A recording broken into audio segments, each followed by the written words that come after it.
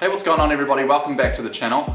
I hope you all had a great Christmas and an awesome New Year's. So most of you will already know, but for those of you who don't, next to me is my 1992 Toyota MR2 Turbo. And in the last couple of months of 2019, I had the engine pulled out and I was doing a sort of minor rebuild on the motor, pulling it apart, putting all new gaskets and seals in, cleaning everything and putting it back together. If you've seen the last video of mine where I was putting together the turbo assembly for the engine, that was actually filmed early in November of last year. So what happened after that was I really sort of slowed down the sort of filming I was trying to do because I was trying to meet a deadline. Late in November we were actually having the first NZ MR2 Nationals, and that's what I was trying to get the car ready for. So what happened there was I sort of didn't feel like I was going to be capable of completing this engine build while also sort of trying to document everything that I had to do. In saying that, because I filmed that turbo video in early November, since then I have actually completely put the engine back together and put it in the car and got it running to a level that I'm comfortable with. The car didn't, however, make it to the MR2 Nationals just because I was having issues with bleeding the clutch, doing the coolant and things like that, and I only managed to get it running comfortably on the day that we were supposed to travel down south for the Nationals. We sort of made the executive decision to just, leave the car here and I just catch a ride with one of my mates. Even though the car was running, I hadn't sort of broken it and taken it for a proper drive and sort of worked out all the teething issues it was going to have. It definitely has had teething issues over the last couple of months up until now. The car has been running great, but it hasn't come without a few small problems. On the day of putting the engine in, I did have a couple of mates come round. We chucked the new clutch and new flywheel on, got the gearbox on, we put the engine under the car and then lowered the car on top of the engine. Pulled it up with a crane, did up the mounts, put everything in, and for the most part it went in pretty easily. But there were a few problems getting things to line up, such as like the slave cylinder into the bolt holes, getting the turbo and all that sort of stuff on. However, for the most part, since then until now, it's been running pretty awesome, except it hasn't been without its couple of teething issues. And those sort of things just really include stuff like minor oil leaks from the sump, coolant leaks from the heater core hoses, as well as a knock sensor that I blew. But I've pretty much got all of that sorted out now. The car was in the air just before. I had been redoing the sump sealant again last night. This is actually the second time in the last 2 weeks that I've pulled the sump off to reseal it.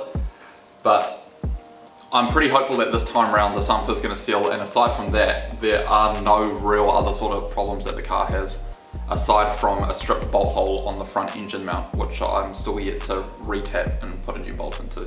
The car is a lot faster now, however it does still need to be dialed in a little bit more, but there'll be a lot more stuff regarding dialing in the car a bit more for 2020, which I'll get into a bit shortly. But for now, I just want to give you guys a quick overview of the engine, what's been done to it, and my sort of journey with pulling the engine apart, putting it back together, and what is to come for this year. I'm on taking the video making and YouTubing thing a bit more seriously than I was last year. I do already have a lot of parts on the shelf and parts lined up that I can make videos on that I think would be really helpful for a lot of people. But for now, I'll just show you what I have done and what is to come. So as you can probably already see, I have fitted a new exhaust to the car. It is like an eBay spec full 3-inch stainless exhaust with 2 mufflers down there. It is 3-inch the whole way through, and it does end in 4-inch tips on either side. This is a lot bigger than the factory muffler that was on it. The factory one was probably about 2 to 2.5 inch big sort of muffler down the middle, and it was real restrictive and stuff. And this muffler is joined up to the engine at the turbo with a 3-inch Burke downpipe. I don't know if you can see it, it's down there attached to the turbo. It is ceramic coated, but with this new 3-inch Burke downpipe, it allows the turbo to breathe a bit more, spool up quicker and make a bit more boost as well. And coming off the turbo here, I do have a full 2.5-inch stainless steel charge piping kit. So we've got the hot pipe here with an HKS flange on there, as well as the cold pipe here. And that is going into a aluminium intercooler side mount, that with a much bigger fan there, and that is a much more higher flowing fan, and it pulls a lot more air through the side vent here through the intercooler and out into the engine. I have replaced all the clamps on the piping and the couplers with T-bolts everywhere. I find these to be a lot more secure than the factory worm gear clamps. They have a tendency to break pretty easily. And for the turbo, we do have an ATS CT21 billet 20B upgraded turbo. It is a factory turbo, but it's had the compressor housing and the exhaust housing ported out, had some bigger wheels fitted. This turbo is capable of making upwards of 20 pounds of boost, but right now I have it set at about the 15 to 16 mark. Normally I have a GFB Deceptor blow-off valve sitting here, but just recently I've just made it up like an aluminium plate, block-off plate to stick in there with the snap ring. That is just so I could hear what the turbo sounded like with a bit of flutter now that it's got a billet wheel. It does sound pretty cool. It's not super loud, but you know, I won't complain. And off the turbo we've actually got a 3-inch stainless intake pipe going off to the factory MAF sensor there. This is from TCS, I believe. I've also gone ahead and redone all the vacuum lines. I've deleted all the hard lines everywhere to make everything look a lot more tidier. I do have a new Dizzy cap and rotor as well. There are some new leads on the way that I have to chuck on. As for the drivetrain side of things, I mean, I can't really show you anything down there, but the engine does have, I think it's an XTR or XTD lightweight flywheel. It weighs about 4.5 to 5 kgs, I think. And mated to that is an Extreme heavy duty clutch by Extreme from Australia. I found the flywheel and clutch combo to be pretty good. It's pretty streetable. I mean, it is a bit easier to stall and it's a lot more revvy, but I find that helps the turbo to spool up quicker, make power earlier, and it makes the car feel a lot faster than it probably actually is. That's pretty much it for the engine. There is probably a couple more things that I've forgotten off the top of my head, but the gist of it is that this engine's been pulled apart, had pretty much every factory gasket and seal replaced on it, and just had some decent performance bolt-ons put onto it to sort of improve the response and power of the car. Which sort of brings me over to what I actually have planned for the car in 2020.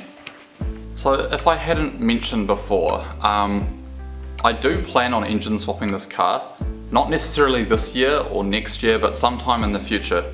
Probably with something like a built Gen 4 engine or something like that. So with that in mind, I've sort of tried to keep every modification that I've done to the engine and this car to be ones that I can sort of reuse again on a different engine build. Things like the head studs, the turbo, the intake, intercooler, things like that. However, this year specifically, I do sort of want to squeeze as much power out of this engine as I can within the realm of sort of reliability and engine safety, I guess. So I do later on this year plan on upgrading the fuel system, namely the fuel pump, as a sort of future-proofing modification so that it can support bigger turbos and a different engine in the future. I do plan to stick with the side feed fuel rail and injectors on this engine specifically, only because it's not worth it to me to buy an aftermarket fuel rail for big power if I'm not chasing it on this engine specifically. And the Gen 2 engine which I have and the Gen 4 engine that I do want to put in have different head designs, which means I can't use a Gen 2 fuel rail on a Gen 4 engine.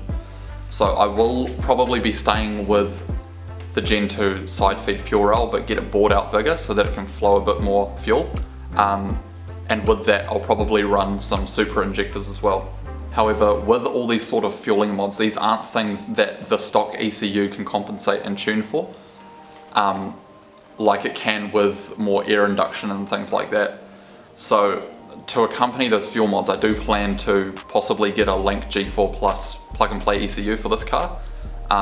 It is going to be Gen 2 specific, however, in my head I do sort of plan to reuse that ECU if I go to a different engine and loom, such as like a Gen 4, so I would probably figure out a way to repin a Gen 4 loom into Gen 2 plugs so I can reuse that plug and play system. That's going to be later on down the line, but for this year my goal is to get the fuel mods and a Link plug and play ECU put into this car and then get it taken to a dyno and get tuned. And what that should hopefully do is tidy up the AFRs that the car's got, because the stock ECU does run really rich, and dialing in the AFRs will sort of help to increase the power while also keep it in that area of reliability and efficiency. But yeah, so those are my main sort of big goals that I want to achieve for this car. Is getting the fuel mods in, aftermarket ECU, getting a tune and a dyno, and hopefully with those fueling mods and an ECU and the turbo that can run a bit more boost, hopefully that should push the car into the 300 or 300 plus wheel horsepower mark. That'll be a great place for me to stay at with this engine. This engine can handle that amount of power just fine as is, but that will be something for me to enjoy while I start to plan ahead and start getting things together to start building a bigger and better engine for this car. But aside from that, I do have a lot of cool parts on the shelf and a lot of cool parts that I plan to get later on this year. I have picked up some new wheels for the car, if you haven't already seen on my Instagram. I'll probably be doing some sway bar and suspension upgrades on this thing. I do have a strut brace that has to go on. This is where the car is at for the meantime. I just sort of want to enjoy it now, feel it out, see what needs to be done, and then go from there. But I do plan to take this filming thing a bit more seriously, and I'll be sure to keep you guys updated on what's going on, how I'm doing, how the car's doing, and what's to come for it. So apologies if this was a bit of a boring one. I probably did talk a bit, but this is just a bit of an update as to where I'm at, where the car's at, and what's in store for 2020, I guess. So if you enjoyed this video, like and subscribe, I'd really appreciate it. I didn't want to say it, but I do want to boost those numbers and take this a bit more seriously. So share it around if you want, let me know what you thought of it, and I hope to see you all in the next one. Peace.